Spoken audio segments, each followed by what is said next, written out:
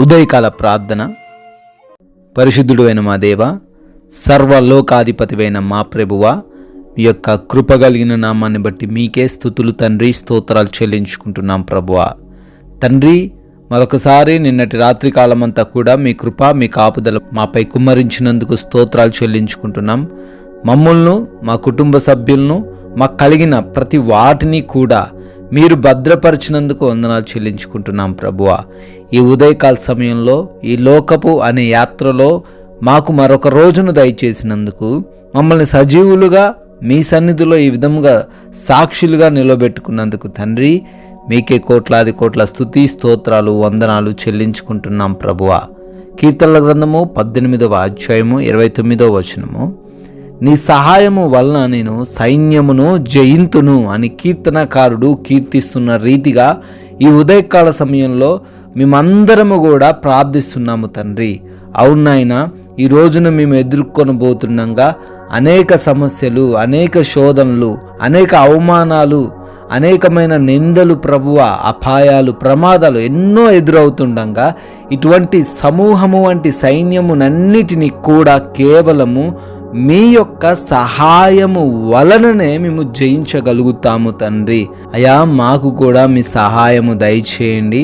మమ్మల్ని మీ శక్తితో ఈ రోజున నింపండి.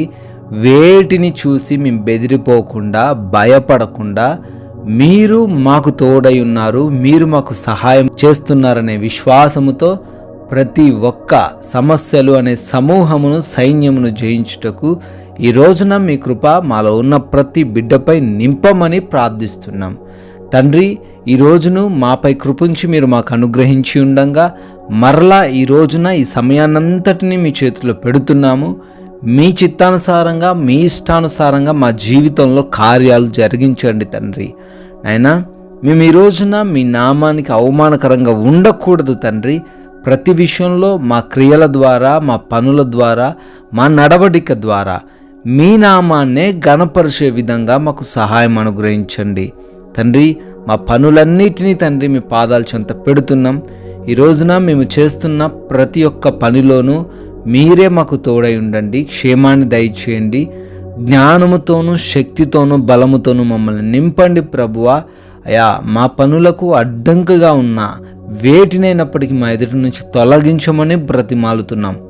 నూతన కార్యాలు, నూతన శుభకార్యాలు ప్రారంభిస్తున్న వారికి ఈ రోజున మీ దీవెనలు కుమ్మరించండి తండ్రి. నాయనా, ఈ రోజున మా ప్రయాణాల విషయంలో కూడా సహాయం అనుగ్రహించండి. ఆయా సమయాల్లో ఆయా ప్రాంతాలకు వెళుతూ ఉండంగా, వస్తూ ఉండంగా మీ యొక్క క్షేమాన్ని మాకు దయచేయండి.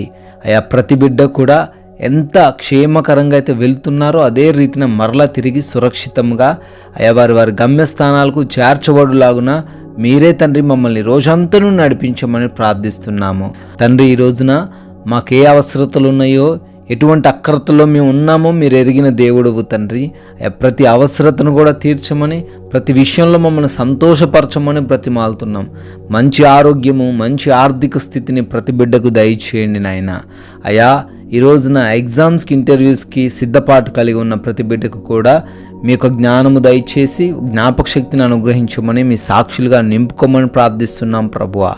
అయా, గృహాలలో ఒంటరిగా ఉంటున్న ప్రతి బిడ్డకు ఈ రోజంతను మీ కావలి కంచె దయచేయండి నాయన.